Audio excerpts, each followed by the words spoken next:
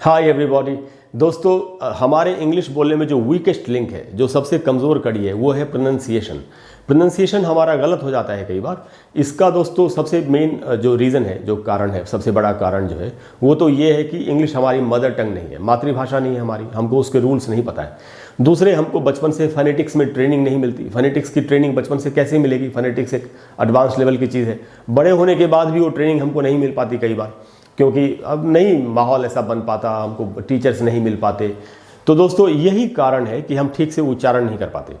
अच्छा दोस्तों, मेरी कोशिश ये है कि मैं आपको फोनेटिक्स के ऊपर बेस्ड यानी आधारित बातें बता दूं, रूल्स बता दूं, जिनको सीख के आप बहुत हद तक अच्छा उच्चारण कर पाएंगे। अगर इसके लिए मैंने बहुत सारे वीडियोस बनाए हैं। अगर आप वो वीडियोस देखना चाहते हैं तो मेरे चैनल पर एक प्लेलिस्ट है जिसका नाम है लर्न इंग्लिश प्रोनंसिएशन, उच्चारण सीखें। उस प्लेलिस्ट में आपको वो सारे वीडियोस मिल जाएंगे। इसी कड़ी में दोस्तों आज मैं आपको फिर एक एडवांस्ड लेवल का प्रोनंसिएशन का रूल बताने वाला हूं। आपको बहुत ध्यान से एंड तक पूरे वीडियो को देखना चाहिए, बिल्कुल एंड तक आपको देखना चाहिए, तभी हर बात ठीक से समझ में आएगी। तो दोस्तों आज की जो हमारी क्लास है उसका नाम है aspirated stops in English. English में एस्पिरेटेड स्टॉप्स क्या होते हैं? अच्छा दोस्तों, ये टॉपिक समझने के लिए मैं आपको थोड़ी सी इसकी बैकग्राउंड बता देता हूँ, तो आपको आसानी होगी समझने में। जैसे हमने जब बचपन में अल्फ़ाबेट सीखा था, या जब हम बच्चों को सिखाते हैं, तो अल्फ़ाबेट में 26 लेटर्स हैं इंग्लिश के अल्फ़ाबेट में। उसमें से 5 वावल्स हैं, मतलब वावेल जिनको बोलते हैं, और 21 जो है वो कॉन्सोनेंट्स हैं। हम इतना तो जानते हैं, इतना तो अमूमन सब लोग जानते हैं। लेकिन दोस्तों अगर थोड़ा सा एडवांस लेवल में आप जाएंगे तो आपको पता चलेगा कि वावल साउंड्स जो हैं वो और भी ज़्यादा होते हैं। ऐसे ही जो कॉन्सोनेंट साउंड्स हैं वो और भी ज़्यादा होते हैं। कॉन्सोनेंट्स में अलग अलग कैटेगरीज होती हैं, वावल्स में भी अलग अलग कैटेगरीज होती हैं। ये एडवांस लेवल की पढ़ाई है, और अगर इसको सीख लिया, बहुत ज़्यादा मैं नहीं कहता, बट अगर बेसिक जो चीज़ें हैं वो अगर सीख लें हम, तो हमको बहुत हद तक उच्चारण को सीखने में बड़ी आसानी हो जाती है, और हमारा उच्चारण अच्छा होता है। हम अच्छे से इंग्लिश बोल सकते हैं, फ्लुएंसी भी बनती है अगर उच्चारण अच्छा हो तो, मतलब फ्लुएंसी अच्छी होती है आपकी। तो दोस्तों हम ये जो स्टॉप्स मैं बोल रहा हूँ, एस्पिरेटेड स्टॉप्स, ये स्टॉप्स एक्चुअली कॉन्सोनेंट्स की एक कैटेगरी है। बहुत सारी कैटेगरीज हैं, उनमें से एक कैटेगरी है स्टॉप्स। अब आप समझ गए कि स्टॉप्स क्या होते हैं? कॉन्सोनेंट्स होते हैं। अब हम सीखते हैं कि स्टॉप्स जो हैं, ये जो कॉन्सोनेंट्स हैं, ये कैसे होते हैं, क्या होते हैं। तो ये मैं आपको बताता हूँ, और अब एक एक करके हम सारी बातों को सीख लेंगे। तो दोस्तों स्टॉप कॉन्सोनेंट्स क्या होते हैं, उसका डेफिनेशन मैंने एकदम छोटा करके मैंने लिखा है कि आसानी से आप समझ लें। तो स्टॉप कॉन्सोनेंट्स होते हैं दोस्तों the sound made by completely blocking the air and releasing it. जैसे मान लेते हैं कोई भी एक ऐसा लेटर है, कॉन्सोनेंट है, जिसको बोलने के पहले आप क्या करते हैं, आप जो भी साउंड है उसको रोक लेते हैं और फिर अचानक से छोड़ते हैं। कैसे? नहीं, ऐसे नहीं कई बार समझ में आता कि डेफिनेशन का क्या मीनिंग है। एग्जाम्पल से समझ में आ जाएगा। मैंने कुछ एक एग्जाम्पल्स लिखे इसके, वो मैं आपको बताता हूँ कि स्टॉप कॉन्सोनेंट्स क्या होते हैं। 6 होते हैं दोस्तों स्टॉप कॉन्सोनेंट्स इंग्लिश में।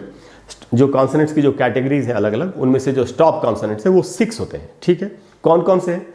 एक है बी। अब देखिए, आप अगर आप ध्यान देंगे बी कैसे बोलते हैं हम। बी पहले हवा रुकती है और उसके बाद फिर एक झटके से बाहर निकलती है, इसीलिए इनको स्टॉप कॉन्सोनेंट्स कहा जाता है। हवा रोकी आपने और फिर निकाली, बी। उसके बाद दोस्तों जी, यहां पर भी वही हुआ। डी, यहां पर भी वही हुआ। हमने स्टॉप किया साउंड को और फिर एक झटके से निकाला। यहां क्या कहा गया है? The sound made by completely blocking the air. हवा को जब हम रोक लेते हैं, एंड रिलीजिंग इट, और फिर उसको हम रिलीज करते हैं, छोड़ देते हैं। तो स्टॉप कॉन्सोनेंट्स 6 हैं, बी, जी, डी। आप बोल के देखें, आपको खुद ही मालूम पड़ जाएगा। और उसके बाद दोस्तों पी, के और टी। अब ये जो 6 स्टॉप कॉन्सोनेंट्स हैं, ये भी 2 कैटेगरीज में बटे हुए हैं। कुछ ज़्यादा आपको घबराने की जरूरत नहीं है, थोड़ा ध्यान से सुनेंगे सब कुछ क्लियर हो जाएगा। जैसे मैंने क्या कहा कि जो कॉन्सोनेंट्स हैं उनको अलग अलग कैटेगरीज उनकी होती है। उसमें से एक कैटेगरी है स्टॉप कॉन्सोनेंट्स की, जिसकी आज हम पढ़ाई कर रहे हैं।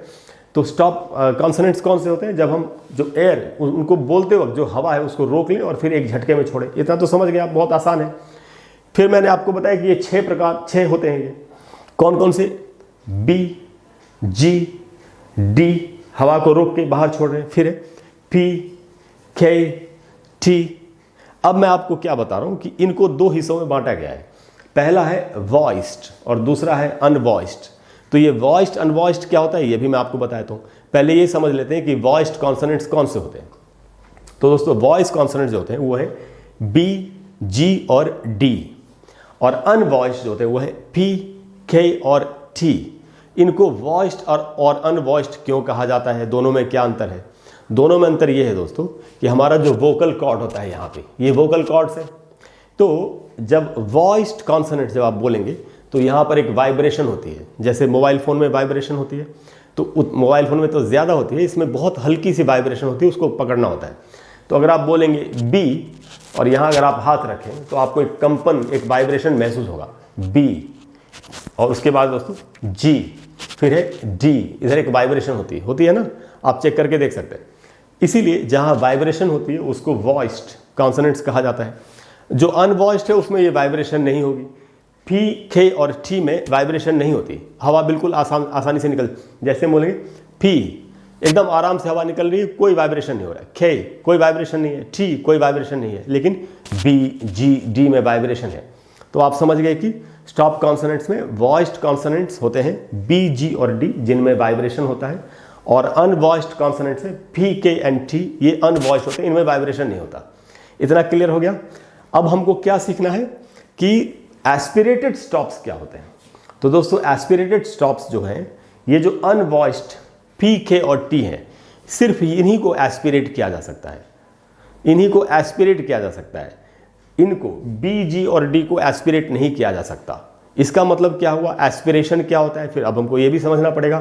तो हम ये समझ लेते हैं कि एस्पिरेशन क्या होता है, एस्पिरेटेड स्टॉप्स या एस्पिरेटेड कॉन्सोनेंट्स क्या होते हैं। तो दोस्तों ये एस्पिरेशन का मैंने डेफिनेशन लिखा है, इसको भी मैंने एकदम छोटा में लिखने की कोशिश की है। ये है दोस्तों, the puff of air which is produced while speaking these sounds P, K and T।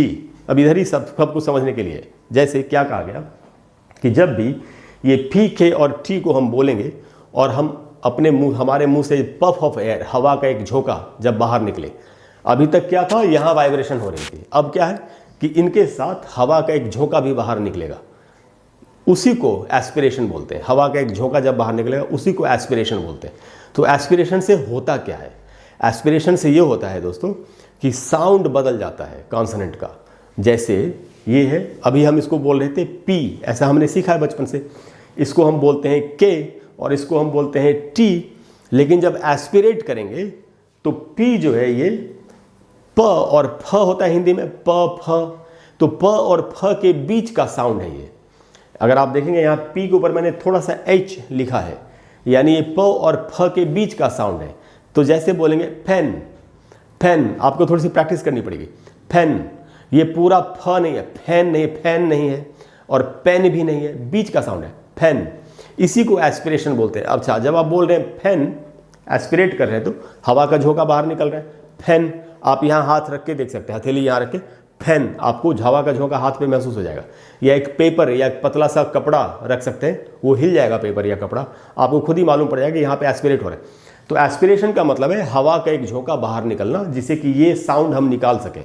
ये उच्चारण के नियम है जो हम सीख रहे हैं, अगर इनको सीखेंगे तभी तो ठीक से उच्चारण कर पाएंगे, बिल्कुल परफेक्ट प्रोनाउंसिएशन। तो दोस्तों ये 3 साउंड्स एस्पिरेट होते हैं।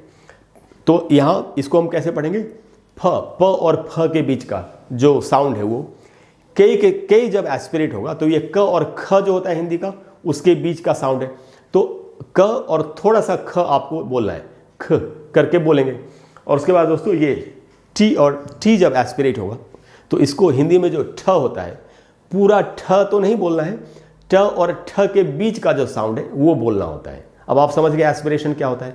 तो अभी तक हमने क्या सीखा दोस्तों कि स्टॉप कॉन्सोनेंट्स क्या होते हैं। स्टॉप कॉन्सोनेंट्स वो कॉन्सोनेंट्स होते हैं जिनको हम हवा को रोक के एक ही बार में बोले, वो है बी, जी और डी, ये वॉइस्ड है, इनमें वाइब्रेशन होती है। और जो अनवॉइस्ड है वो है पी, के एंड टी, इनमें वाइब्रेशन नहीं होती। और अब हम सीख रहे हैं कि पी, के और टी को एस्पिरेट कैसे करते हैं, यानी उनसे ये वाला साउंड कैसे निकालते हैं। एस्पिरेशन क्या होता है? हवा का एक झोंका बाहर निकलता है। यहाँ तक सब कुछ क्लियर है। अब हमको ये देखना चाहिए कि ये कब ऐसा करते हैं, हम एस्पिरेट जो करते हैं वो कब करना चाहिए, उसका रूल क्या है। अब हम आते हैं असली बात पर, जिसकी जो क्लास आज की है, ये तो सारी बैकग्राउंड थी इसकी, जिससे कि आप इस रूल को सीख सकें। तो दोस्तों जो रूल्स हैं, पहला रूल मैं आपको बताता हूँ कि हमको पी, के और टी को कब एस्पिरेट करना है, यानी इनको कब प और फ के बीच का साउंड, क और ख के बीच का साउंड और ट और ठ के बीच का साउंड हमको बोलना है। तो दोस्तों पहला रूल ये है कि रूल नंबर 1 कह रहा है कि voiceless stops are aspirated, voiceless stops यानी पी के एन टी, इनको तब एस्पिरेट करना चाहिए at the beginning of a word, जब ये पी के और टी एक वर्ड की शुरुआत में हो, बिगिनिंग में हो, यानी इन्हीं से वर्ड शुरू हो रहा हो, जैसे पेन, इस प्रकार से। और ये रूल का आधा हिस्सा है। दूसरा रूल क्या है, दूसरा हिस्सा क्या है दोस्तों, and eight the beginning of a stressed syllable, अगर कोई ऐसा सिलेबल है वर्ड में जो जिसके ऊपर स्ट्रेस है, तो और अगर उस स्ट्रेस्ड सिलेबल की बिगिनिंग में इनमें से कोई भी लेटर है, पी के और टी, तो इनको ही एस्पिरेट किया जाता है। आप समझ गए, मैं दोहराता हूं।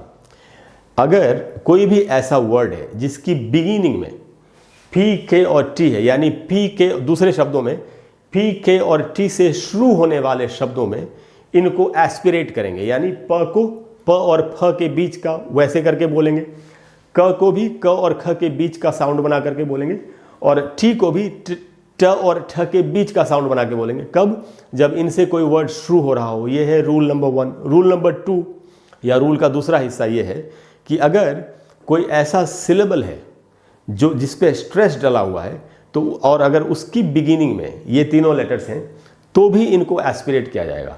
अब आप जो आप में से जो लोग आज पहली बार ये वीडियो देख रहे हैं, उनको नहीं पता होगा शायद कि सिलेबल क्या होता है। अगर आपको पता है तो बड़ी अच्छी बात है, अगर नहीं पता, जो लोग मेरा चैनल पहले से देखते आ रहे हैं उनको पता होगा कि सिलेबल क्या होता है। दोस्तों सिलेबल पर भी, सिलेबल स्ट्रेस के ऊपर भी मेरा वीडियो है, जो मैं आपको प्लेलिस्ट बता रहा था, लर्न इंग्लिश प्रोनाउंसिएशन। उस प्लेलिस्ट में आपको वर्ड स्ट्रेस या सिलेबल स्ट्रेस के नाम से वो वीडियो मिलेगा, तो आपको पता चल जाएगा कि एक तो सिलेबल क्या होता है, दूसरा सिलेबल स्ट्रेस क्या होता है। दोस्तों मैं आपको थोड़ा सा वैसे ही बता देता हूँ। सिलेबल किसी भी वर्ड में 1 या 2 या 3 सिलेबल हो सकते हैं। वर्ड के एक हिस्से को सिलेबल कहा जाता है। सिलेबल को समझने के लिए ऐसे समझ सकते हैं कि अगर कोई वर्ड मान लेते उसमें 2 या 3 सिलेबल हैं, तो एक सिलेबल में क्या होगा, एक तो उसमें वावल होता है, वॉवेल होता है, और उसमें 1 या 2 या 3 कॉन्सोनेंट्स हो सकते हैं। यही सिलेबल होता है। सिलेबल को ऐसे भी पहचान सकते हैं, एक वर्ड को 2-3 हिस्सों में बांट के ऐसे करके देख सकते हैं आपकी उसमें कितने सिलेबल्स हैं।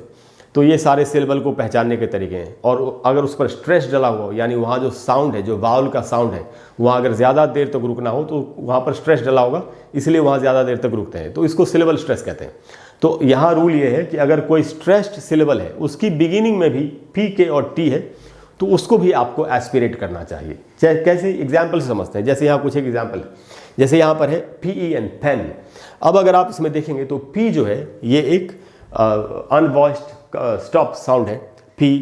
तो P रूल क्या कह रहा है कि अगर ये बिगिनिंग में हो, इसी से वर्ड शुरू हो रहा हो, तो उसको कैसे पढ़ना है, ऐसे पढ़ना है, प और फ के बीच की तरह। इसीलिए इसको हम पढ़ेंगे, ये जो वर्ड है इसको ऐसे पढ़ना है।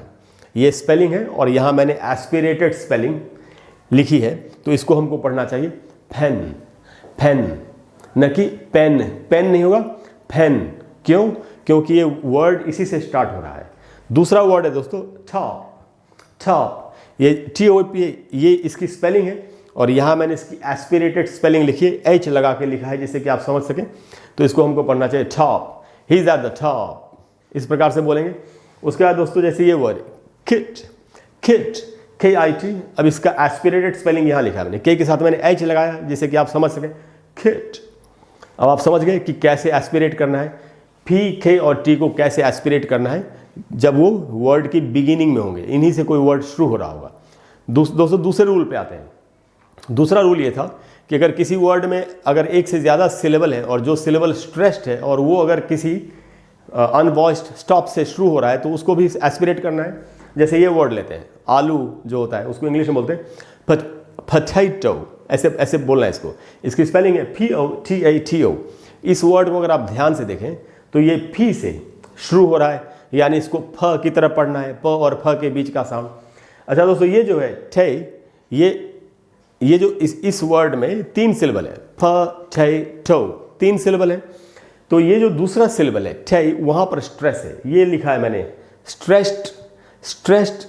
IPA में, इंटरनेशनल फोनेटिक अल्फ़ाबेट में अगर आपको लिखना है किसी वर्ड को और उसमें स्ट्रेस समझना हो तो आपको 2-3 चीज़ें सीखनी पड़ती हैं। एक तो IPA सीखना पड़ता है। IPA के ऊपर भी मेरे वीडियोज़ हैं उसी प्लेलिस्ट में जो मैं आपको बता रहा था कि लर्न इंग्लिश प्रोनाउंसिएशन सीखें। उसमें जाके आपको IPA यानी इंटरनेशनल फोनेटिक अल्फ़ाबेट के ऊपर पार्ट 1 उसका और पार्ट 2 दोनों ही देखना चाहिए। दोनों मेरे वीडियोज़ हैं। पार्ट 1 में वावल साउंड्स हैं, पार्ट 2 में कॉन्सोनेंट साउंड्स हैं। तो ये मैंने लिखा है प्रोनाउंसिएशन। ये जो चिन्ह आप देख रहे हैं निशान ऐसा, यही स्ट्रेस को बताता है। मेरे जो सिलेबल स्ट्रेस की वीडियो है उसमें ये सारी बातें बता चुका हूँ। तो यहाँ पर ए पर स्ट्रेस है। तो अब इसमें क्या होगा, पहला जो फी है उसको फ पढ़ना है, दूसरा जो ठी है उसको भी ठ की तरह पढ़ना है क्योंकि वो स्ट्रेस्ड सिलेबल का पहला लेटर है। लेकिन एंड में जो टी है ये एंड में है और इसके ऊपर स्ट्रेस भी नहीं है, इसीलिए इसमें फ और ठ ऐसे पढ़ेंगे, पहले के दोनों फ और ठ को, और एंड में जो ट है उसको सिर्फ ट पढ़ेंगे। इसीलिए इस वर्ड का सही उच्चारण, शुद्ध उच्चारण होगा फ ठै टौ। मैं आपको बोल के बता रहा हूँ पास आके, फ ठै टौ। पहला फ है, दूसरा ठ है, तीसरा ट है। आप समझ गए कि ये कैसे रूल काम करता है, फ ठै टौ। तो इस प्रकार से पढ़ेंगे। उसके बाद दोस्तों दूसरी बात जो यहाँ पर कही गई है वो ये कि ये जो फी खे और टी हैं ये हर बार तो एस्पिरेट नहीं होंगे, कई बार ये अनएस्पिरेटेड होते हैं। कब कब होते हैं वो भी सीख लेते हैं।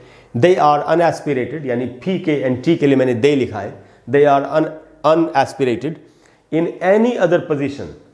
अगर किसी भी वर्ड में फी खे और टी शुरू में नहीं है, स्ट्रेस्ड सिलेबल में नहीं है, हो सकता है वर्ड के एंड में हो। तो जैसे यहाँ पोटैटो में थे तो इसमें जो ट है वो एंड में है, इसलिए उसको एस्पिरेट नहीं किया जाएगा, उसको ठ की तरह नहीं बोला जाएगा। तो यही यहाँ पर कहा गया है कि इन दोनों सिचुएशंस के अलावा अगर वो दूसरी या पोजीशंस के अलावा अगर ये फी के और टी किसी भी और पोजीशन में हो वर्ड में तो उनको एस्पिरेट नहीं करना है। दूसरी बात, अगर उनके पहले एस हो तो भी उसको भी एस्पिरेट नहीं करेंगे, यानी उसको नॉर्मल प, क और ट की तरह बोलेंगे। एक एग्जाम्पल है यहाँ पर स्टॉप। जैसे अगर आप देखें ये टी है और टी है ये, और यहाँ पर स्ट्रेस भी है लेकिन इसके पहले एस लगा हुआ है, इसीलिए इसको हम पढ़ेंगे स्टॉप। क्योंकि अगर उसके पहले एस हो, इनमें से तीनों के पहले अगर वर्ड में एस हो तो उसको एस्पिरेट नहीं करना है। अगर ये तीनों एंड में होंगे तो भी एस्पिरेट नहीं करना है, इनके पहले एस लगा हो तो भी एस्पिरेट नहीं करना है। आप समझ गए। तो जैसे स्टॉप में नॉर्मल तरीके से बोलेंगे, या स्केट नॉर्मल तरीके से बोलेंगे क्योंकि एस से शुरू हो रहे हैं। या दोस्तों ये दूसरा वर्ड है स्पॉट, इसमें भी पी को नॉर्मल तरीके से बोलेंगे क्योंकि इनमें सब तीनों पी के और टी के पहले एस लगा हुआ है। तो आप समझ गए कि कब इनको एस्पिरेट करना है, कब एस्पिरेट करना है। तो दोस्तों ये रूल्स थे किसके बारे में, एस्पिरेटेड स्टॉप्स इन इंग्लिश के बारे में। तो दोस्तों मुझे उम्मीद है कि आज आपको काफ़ी कुछ सीखने को मिला होगा। अगर आपको क्लास अच्छी लगी हो तो प्लीज़ वीडियो को लाइक करें और शेयर करें और चैनल को सब्सक्राइब करें। अगर आप इस तरह के और भी रूल्स सीखना चाहते हैं तो प्लीज़ कमेंट बॉक्स में लिखिए कि हम इस तरह के और भी एडवांस रूल्स सीखना चाहते हैं। तो फिर मैं कोशिश करूंगा कि मैं आपको और भी एडवांस रूल्स के वीडियोस बना करके दूं। जैसे अगर आप सीखना चाहते हो कि ग्लॉटल साउंड्स क्या होते हैं, लेबियल साउंड्स क्या होते हैं, बाइलेबियल साउंड्स क्या होते हैं, लेबियोडेंटल साउंड्स क्या होते हैं, अगर आपको ये सब भी सीखना है, अगर आप चाहते हैं तो आप मुझे कमेंट बॉक्स में लिखिए, मैं आपको ये वीडियोज़ भी बना करके दे दूँगा।